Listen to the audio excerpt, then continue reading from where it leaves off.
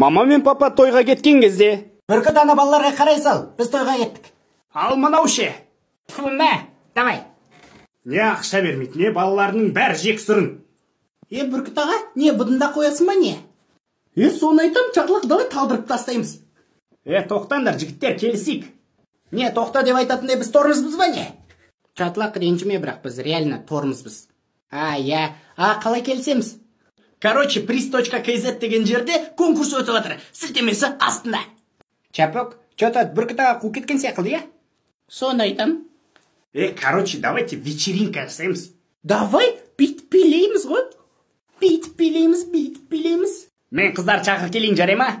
Біраз уақыттан кейін. Жеме, ача. Ачар мекича, арақ жесің ба? Ішем. Жинаңдар бол.